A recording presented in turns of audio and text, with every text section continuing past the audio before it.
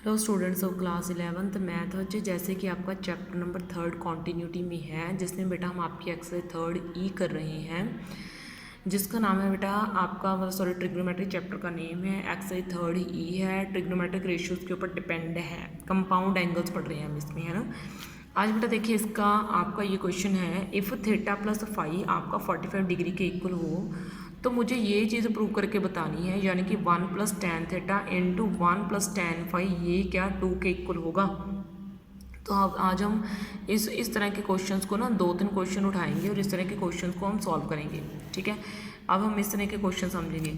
सबसे पहले आपको जो चीज़ प्रूव करनी दी हुई है आपने वो उठानी है, यानी कि here theta plus phi is equals to 45 degree. मैंने ये उठा लिया, जो चीज़ मुझे दी है आपने ना दोनों तरफ टैन थीटा से मल्टीप्लाई कर देना है। क्या कर देना है? टैन थीटा से मल्टीप्लाई कर देना है। ये लो, ये बन गया टैन थीटा प्लस फाई और ये आपका बन गया टैन 45 डिग्री, ठीक है। ये बन गया। इतना बनाने के बाद नेक्स्ट देखिए आपने क्या करना है। ये ना आपने एक फॉर्मूला पढ़ा है टैन ए प्लस बी का, और फॉर्मूला क्या है आपका टैन ए प्लस बी का, which is tan A plus tan B upon 1 minus tan A tan B. ये जो है आपका फॉर्मूला है, ठीक है। Tan A plus B which is equal to tan A plus tan B upon 1 minus tan A tan B.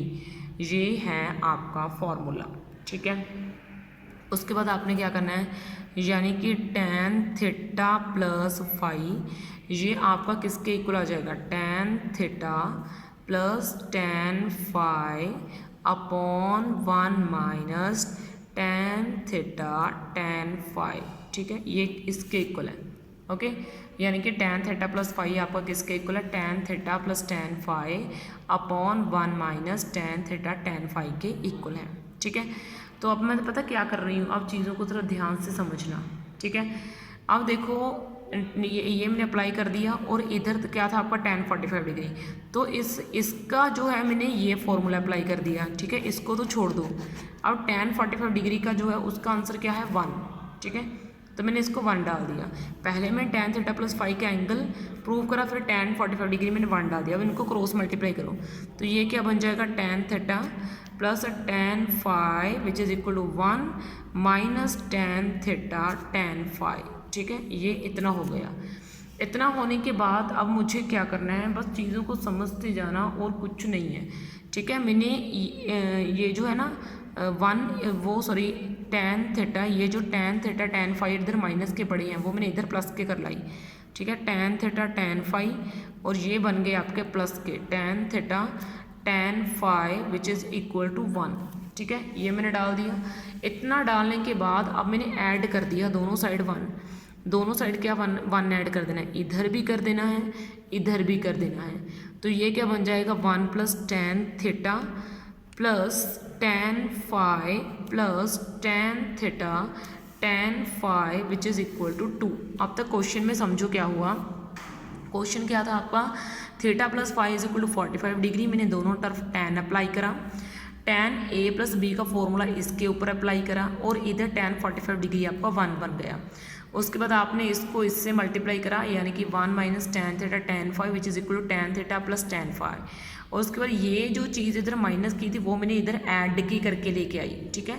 Add की बना के लेके आई 1 plus tan theta plus tan phi tan theta, ठीक है, विच इज़ इक्वल टू 2 आ गया आपका, ठीक है। उसके बाद चीज़ों को समझना, बस ध्यान से रट्टाफिकेशन नहीं करनी है आपने, ठीक है, चीज़ों की बस ये चीज़ का आपने ध्यान रखना है। उसके बाद देखो यहाँ पे मैं इन दोनों में से 1 कॉमन निकाल सकती हूँ। मैं आपको बताऊँगी कि मैं कर क्या रही हूँ। और इन दोनों में से मैं टैन फाई कॉमन निकाल सकती हूँ, तो मैंने टैन फाई कॉमन निकाल दिया और यहाँ से टैन फाई का क्या बचा? 1, और यहाँ से क्या बचा? Tan theta. तो ये देखो, अब मैंने आपको ना आपने सिंपल प्राइम फैक्टराइजेशन करनी सीखी है कि जो फैक्टर 2 बार रिपीट हो रहा हो इसको हम सिंगल टाइम लिख सकते हैं। और यहाँ से 1 उठाया और यहाँ से मैंने बेटा यहाँ पे टैन थीटा था और यहाँ पे टैन फाई हो गया और ये आपका आंसर निकला आया 2 के इक्वल। चीज़ें बिल्कुल ईजी हैं, देखो इसलिए तो मैंने 1 ऐड और सब्ट्रैक्ट करा था, इधर और इधर दोनों तरफ ऐड करा था, ठीक है। इसका रीज़न यही था बेटा ऐड करने का, ओके, समझ में है। अब देखिए बेटा आपका नेक्स्ट क्वेश्चन है क्वेश्चन नंबर 2, वो उठा रही हूँ मैं आपका। ठीक है, क्वेश्चन बहुत इजी है, बस मैं आपको पहले बोल रही हूँ कि क्वेश्चन सिर्फ समझने वाले हैं। ठीक है, बाकी आपको क्वेश्चन में कोई डिफिकल्टी नहीं आने वाली। अब देखिए बेटा आपका ना एक क्वेश्चन है tan 3 theta, tan 2 theta and tan theta which is equals to tan 3 theta minus tan 2 theta minus tan theta. ठीक है, ये आपका क्वेश्चन है। ठीक है, ये आपका क्वेश्चन है tan 3 theta, tan 2 theta, tan theta which is equal tan 3 theta minus tan 2 theta minus tan theta. अब मुझे करना क्या है इसमें ना, इस तरह के क्वेश्चन में आपको सीधा क्वेश्चन सॉल्व नहीं करेंगे। सबसे पहले क्वेश्चन को समझो क्या है। जो फंक्शन यहाँ पे मल्टीप्लाई में है वही फंक्शन मुझे यहाँ पे सब्ट्रैक्ट में चाहिए। जो फंक्शन यहाँ पे मल्टीप्लाई में है वही फंक्शन मुझे क्या चाहिए, यहाँ पे सब्ट्रैक्ट में चाहिए। ये इजी वर्क नहीं है बेटे। ठीक है, तो मैं पता है इस तरह के क्वेश्चन में आपने क्या करना है, इस तरह के क्वेश्चन में आपने सबसे बड़े एंगल वाला ट्रिग्नोमेट्रिक फंक्शन उठा लेना है। tan जो है tan 3 थीटा सबसे बड़ा है। ठीक है, तो आपने tan 3 थीटा को उठा लिया, आपने ना tan 3 थीटा को इन दोनों एंगल्स की फॉर्म में ब्रेक कर देना है, यानी कि tan 2 थीटा प्लस थीटा ऐसे ब्रेक कर देना है, क्योंकि tan 2 थीटा प्लस थीटा क्या आ जाएगा, tan 3 थीटा ही तो आएगा। मेरी बात समझ रहे हो। आपने क्या करा, tan 3 थीटा उठाया, आपने tan 3 थीटा को इन दोनों एंगल्स की फॉर्म में ब्रेक कर डाला, यानी कि tan 2 थीटा प्लस थीटा इस तरीके से ब्रेक कर डाला। इतना करने के बाद आपने बेटा क्या करा, आपने ना tan 2 थीटा प्लस थीटा के ऊपर a प्लस बी का फॉर्मूला लगा दिया, tan a प्लस बी का। तो ये क्या बन जाएगा, tan a plus tan b upon 1 minus tan a tan b। ठीक है, ये बन गया आपका। तो tan 3 थीटा आपका किसके इक्वल आ गया, ये आपका आ गया tan 2 theta plus tan theta upon 1 minus tan 2 theta tan theta. उसके बाद आपने इन दोनों को क्रॉस मल्टीप्लाई कर देना है। ये देखिए tan 3 theta into 1 minus tan 2 theta into tan theta which is equal to tan 2 theta plus tan theta. ठीक है, tan थीटा को 1 से मल्टीप्लाई करा तो ये क्या आ जाएगा, tan 3 theta minus tan 3 theta को मल्टीप्लाई करा तो tan 3 theta tan 2 theta and tan theta.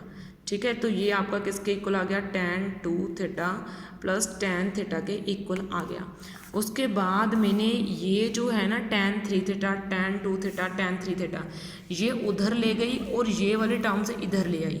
जब मैं इसको इधर लेके आऊँगी तो tan 2 थीटा प्लस के हैं तो इधर माइनस के बन जाएंगे, और ये जो tan थीटा इधर प्लस के हैं ये इधर माइनस के बन जाएंगे, और जब मैं इसको उधर लेके जाऊंगी तो ये माइनस के हैं तो ये आपके प्लस में कन्वर्ट हो जाएंगे। ये माइनस के है ना तो उधर जाके प्लस के हो जाएंगे। ठीक है, तो यही तो मुझे प्रूव करना था कि जो एंगल्स मेरे प्रोडक्ट में पड़े हैं वही एंगल्स मेरे सब्ट्रैक्ट में ही पड़े हैं।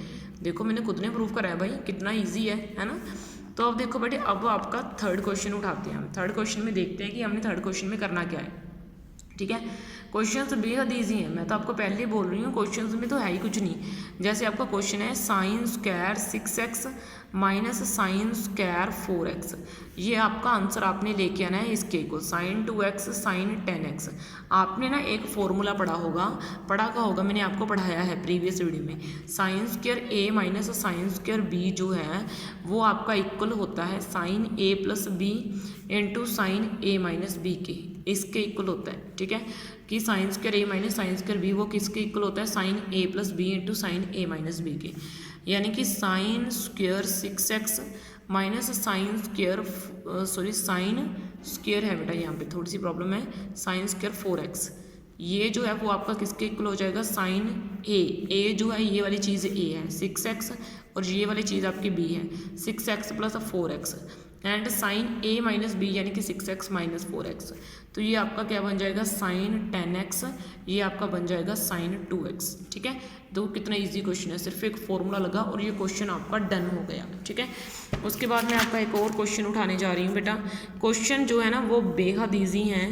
क्वेश्चन है आपका cos square 33 degree minus sine cos square 57 degree upon, उसके बाद बेटा आपका है sine square 21 degree upon 2 minus sine square 69 degree upon 2 which is equal to minus root 2।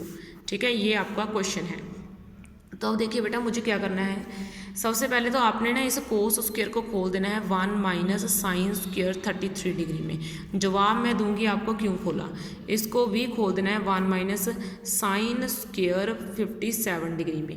ये तो आपको पता है ना कि कोस स्क्वायर का फॉर्मूला 1 माइनस साइन स्क्वायर होता है। और नीचे आपने ना इसके ऊपर sign square a minus sine square B वाला फॉर्मूला लगा देना है। साइन ए प्लस बी साइन ए माइनस बी, यानी कि 21/9 माइनस 69/2। ठीक है, इतना फॉर्मूला लगाने के बाद ये देखो, ये 1 minus sine square 33 degree minus 1 ये प्लस के साइन स्क्वायर 57 डिग्री, ये इतना बन गया। और ये जो है नीचे सॉल्व करने के बाद बेटा आपका बना 45 डिग्री। ठीक है, और ये आपका बन गया माइनस के 24 डिग्री। ठीक है, इतना बनाने के बाद यहाँ से माइनस और प्लस कैंसिल हो गई। और देखो साइन स्क्वायर 57 डिग्री को मैं प्लस के आगे डाल रही हूँ, 57 डिग्री और ये साइन स्क्वायर 33 डिग्री। ठीक है, और साइन 45 डिग्री की वैल्यू डाल दी 1/√2 और यहाँ पे माइनस आ जाएगा क्योंकि sine minus theta minus sine theta होता है। और ये साइन के 24 डिग्री बन जाएगा। और ये बन जाएगा आपका sine square a minus sine square b का फॉर्मूला वापस।